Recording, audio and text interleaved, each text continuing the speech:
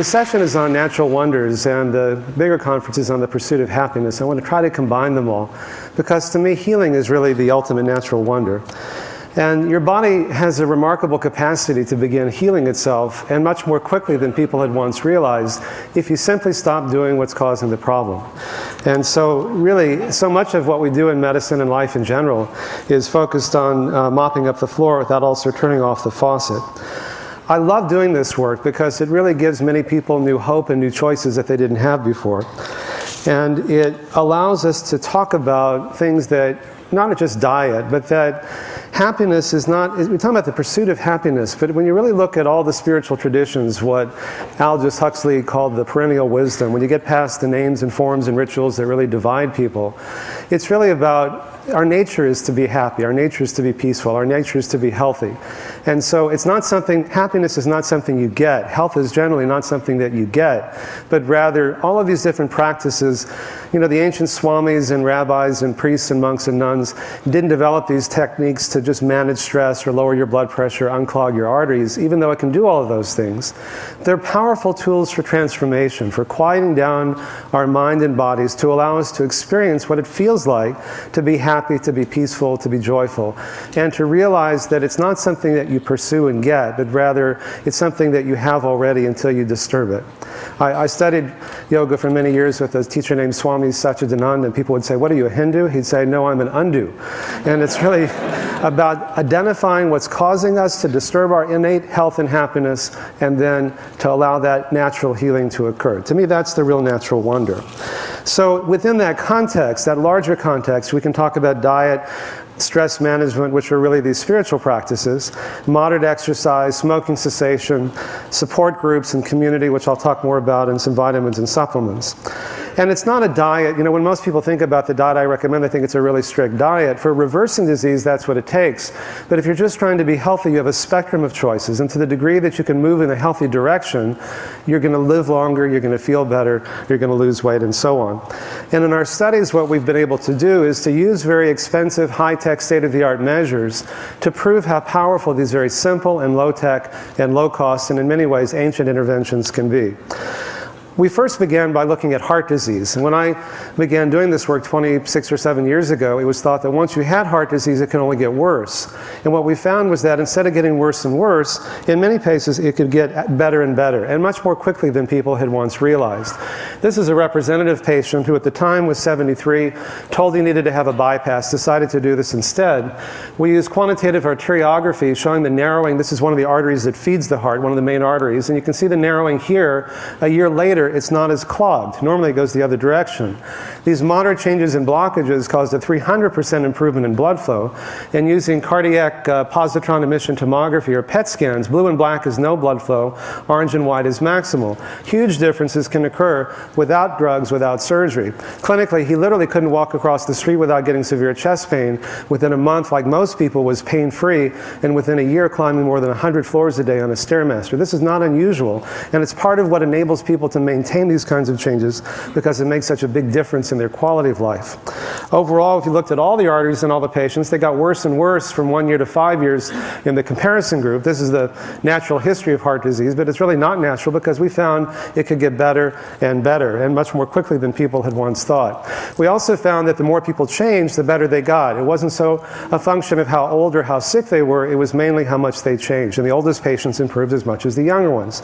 I got this as a Christmas card a few years ago from two of the patients in one of our programs. The younger brother's 86, the older one's 95. They wanted to show me how much more flexible they were. And the following year they sent me this one, which I thought was kind of funny. You just never know. And what we found was that 99% of the patients stopped or reversed the progression of their heart disease. Now I thought, you know, if we just did good science, that would change medical practice, but that was a little naive. It's important, but not enough, because we doctors do what we get paid to do, and we get trained to do what we get paid to do. So if we change insurance, then we change medical practice and medical education. Insurance will cover the bypass, it'll cover the angioplasty, but won't until recently cover diet and lifestyle. So we began through our nonprofit institute training hospitals around the country, and we found that most people could avoid surgery, and not only was medically effective, it was also cost effective, and the insurance companies found that they began to save almost $30,000 a patient. And Medicare is now in the middle of doing a demonstration project where they're paying for 1,800 people to go through the program in the sites that we've trained. The fortune teller says, I give smokers a discount because there's not as much to tell. And I like this slide because it's a chance to talk about what really motivates people to change and what doesn't. And what doesn't work is fear of dying, and that's what's normally used. You know, everybody who smokes knows it's not good for you, and still 30% of Americans smoke, 80% in some parts of the world. Why do people do it? Well, because it helps them get through the day. And I'll talk more about this, but the real epidemic isn't just heart disease or obesity or smoking, it's loneliness and depression. And as one woman said, I've got 20 friends in this package of cigarettes, and they're always there for me, and nobody else is. You're going to take away my 20 friends? What are you going to give me?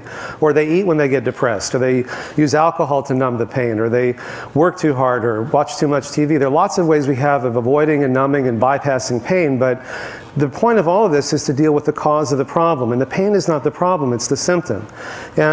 And telling people they're going to die is too scary to think about, or they're going to get emphysema or heart attack is too scary, and so they don't want to think about it, so they don't. The most effective anti-smoking ad was this one. You'll notice the limp cigarette hanging out of his mouth. And impotence, the headline is impotence, it's not emphysema. What was the biggest selling drug of all time when it was introduced a few years ago? Viagra, right? Why? Because a lot of guys need it. It's not like you say, hey Joe, I'm having erectile dysfunction, how about you? And yet, look at the number of prescriptions that are being sold. It's not so much psychological, it's vascular. And nicotine makes your arteries constrict. So does cocaine, so does a high-fat diet, so does emotional stress. So the very behaviors that we think of as being so sexy in our culture are the very ones that leave so many people feeling tired, lethargic, depressed, and impotent. And that's not much fun. But when you change those behaviors, your brain gets more blood, you think more clearly, you have more energy, your heart gets more blood in ways I've shown you, your sexual function improves. And these things occur within hours. This is a study, a high-fat meal, within 1 or 2 hours, blood flow is measurably less. And you've all experienced this at Thanksgiving when you eat a big fatty meal. How do you feel? You feel kind of sleepy afterwards. On a low-fat meal, the blood flow doesn't go down, it even goes up. And many of you have kids, and you know that's a big change in your lifestyle. And so people are not afraid to make big changes in lifestyle if they're worth it. And the paradox is that when you make big changes, you get big benefits. And you feel so much better so quickly. For many people, those are choices worth making. Not to live longer, but to live better. I want to talk a little bit about the obesity epidemic because it really is a problem. 2/3 of adults are overweight or obese, and diabetes in kids and 30-year-olds has increased 70% in the last 10 years. It's no joke, it's real. And just to show you this, this is from the CDC. These are not election returns, these are the percentage of people who are overweight. And if you see from 85 to 86 to 87, 88, 89, 90, 91, you get a new category, 15 to 20%, 92, 93, 94, 95, 96, 97, you get a new category, 98, 99, 2000, and 2001, Mississippi, more than 25% of people are overweight. Why is this? Well, this is one way to lose weight that works very well, but it doesn't last, which is the problem. Now, there's no mystery in how you lose weight. You either burn more calories by exercise, or you eat fewer calories. Now, one way to eat fewer calories is to eat less food, which is why you can lose weight on any diet if you eat less food, or if you restrict entire categories of foods. But the problem is, you get hungry, so it's hard to keep it off. The other way is to change the type of food. And fat has 9 calories per gram, whereas protein and carbs only have 4. So when you eat less fat, you eat fewer calories without having to eat less food. So you can eat the same amount of food, but you're getting fewer calories because the food is less dense in calories. And it's the volume of food that affects satiety rather than the type of food. You know, I don't like talking about the Atkins diet, but I get asked about it every day, and so I just thought I'd spend a few minutes on that. And the myth that you hear about is Americans have been told to eat less fat, the percent of calories from fat is down, Americans are fatter than ever, therefore fat doesn't make you fat. It's a half-truth. Actually, Americans are eating more fat than ever and even more carbs. And so the percentage is lower, the actual amount is higher, and so the goal is to reduce both.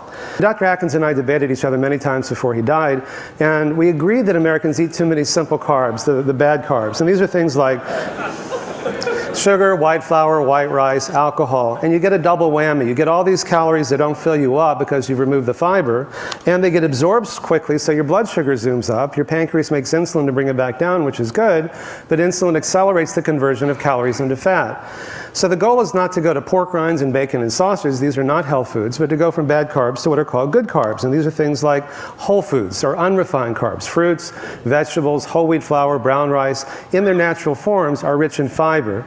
And the fiber fills you up before you get too many calories, and it slows the absorption so you don't get that rapid rise in blood sugar. So, and you get all the disease protective substances. It's not just what you exclude from your diet, but also what you include that's protective. Just as all carbs are not bad for you, all fats are not bad for you. There are good fats, and these are predominantly what are called the omega-3 fatty acids. You find these, for example, in fish oil. And the bad fats are things like trans fatty acids and processed food and saturated fats, which you find in meat. If you don't remember anything else from this talk, 3 grams a day of fish oil can reduce your risk of a heart attack and sudden death by 50 to 80%. 3 grams a day. They come in 1 gram capsules. More than that just gives you extra fat you don't need. It also helps reduce the risk of the most common cancers like breast, prostate, and colon cancer.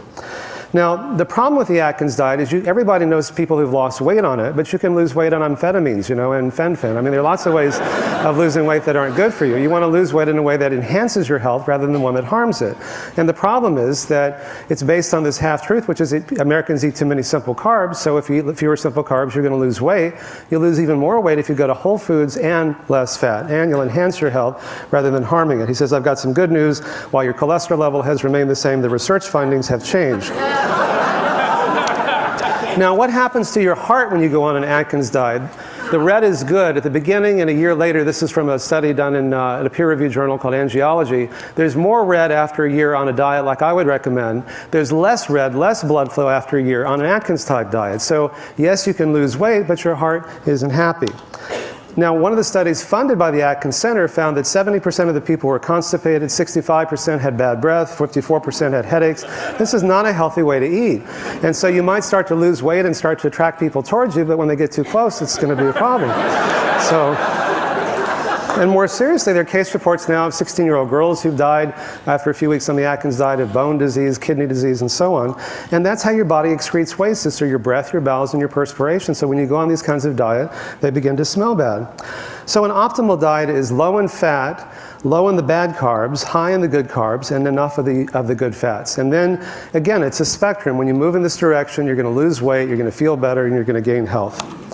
Now, there are ecological reasons for eating lower on the food chain too, whether it's the deforestation in the Amazon or making more protein available to the 4 billion people who live on $1 a day, and not to mention whatever ethical concerns people have. So there are lots of reasons for eating this way that go beyond just your health. Now, we're about to publish the first study looking at the effects of this program on prostate cancer, and in collaboration with Sloan Kettering and with UCSF. And we took 90 men who had biopsy-proven prostate cancer and who had elected for reasons unrelated to the study not to have surgery. So then we could randomly divide them into 2 groups, and then we could have one group that is a non-intervention control group to compare to, which you can't do with, say, breast cancer because everyone gets treated. What we found was that after a year, none of the experimental group patients who made these lifestyle changes needed treatment, whereas 6 of the control group patients needed surgery or radiation. When we looked at their PSA levels, which is a marker for prostate cancer, they got worse in the control group, but they actually got better in the experimental group, and these differences were highly significant. And then I wondered, was there any relationship between how much people changed their diet and lifestyle, whichever group they were in, and the changes in PSA? And sure enough, we found a dose-response relationship, just like we found in the arterial blockages in our cardiac studies. And in order for the PSA to go down, they had to make pretty big changes. I then wondered, well, maybe they're just changing their PSA, but it's not really affecting the tumor growth. So we took some of their blood serum, sent it down to UCLA, they added it to a standard line of prostate tumor cells growing in tissue culture, and it inhibited the growth 7 times more in the experimental group than in the control group, 70 versus 9%. And finally I said, I wonder if there's any relationship between how much people changed and how much it inhibited their tumor growth, whichever group they happened to be in. And this really got me excited because, again, we found the same pattern. The more people changed, the more it affected the growth of their tumors. And finally, we did MRI and MR spectroscopy scans in some of these patients, and the tumor activity is shown in red in this patient, and you can see clearly it's better a year later, along with the PSA going down. So if it's true for prostate cancer, it'll almost certainly be true for breast cancer as well. And whether or not you have conventional treatment, in addition, if you make these changes, it may help reduce the risk of recurrence. The last thing I want to talk about, apropos of the issue of the pursuit of happiness, is that Study after study have shown that people who are lonely and depression is the other real epidemic in our culture, are many times more likely to get sick and die prematurely, in part because, as we talked about, they're more likely to smoke and overeat and drink too much and work too hard and so on. But also through mechanisms that we don't fully understand, people who are lonely and depressed are many times, 3 to 5 to 10 times in some studies, more likely to get sick and die prematurely. And depression is treatable. We need to do something about that. Now, on the other hand, anything that promotes intimacy is healing. It can be sexual intimacy. I happen to think that healing energy and erotic energy are just different forms of the same thing. Friendship, altruism, compassion, service, all the perennial truths that we talked about that are part of all religion, all cultures, once you stop trying to see the differences, these are the things that are in our own self-interest because they free us from our suffering and from our disease. And it's, in a sense, the most selfish thing that we can do. Just to look at one study, this was done by David Spiegel at Stanford. He took women with metastatic breast cancer, randomly divided them into 2 groups. One group of people just met for an hour and a half once a week in a support group where it was a nurturing, loving environment where they were encouraged to let down their emotional defenses and talk about how awful it is to have breast cancer with people who understood because they were going through it too. They just met once a week for a year. 5 years later, those women lived twice as long. And you can see that the people, and that was the only difference between the group. It was a randomized control study published in The Lancet. Other studies have shown this as well. So these simple things that create intimacy are really healing. And even the word healing comes from the root to make whole. The word yoga comes from the Sanskrit, meaning union, to yoke, to bring together. And the last slide I want to show you is from, I was, again, this Swami that I studied with for so many years, and I did a combined oncology and cardiology grand rounds at the University of Virginia Medical School a couple years ago. And at the end of it, somebody said, "Hey, Swami, what's the difference between wellness and illness?" And so he went up on the board and he wrote the word illness and circled the first letter, and then wrote the word wellness and circled the first 2 letters. And to me, it's just a shorthand of what we're talking about, that anything that creates a sense of connection and community and love is really healing. And then we can enjoy our lives more fully without getting sick in the process. Thank you.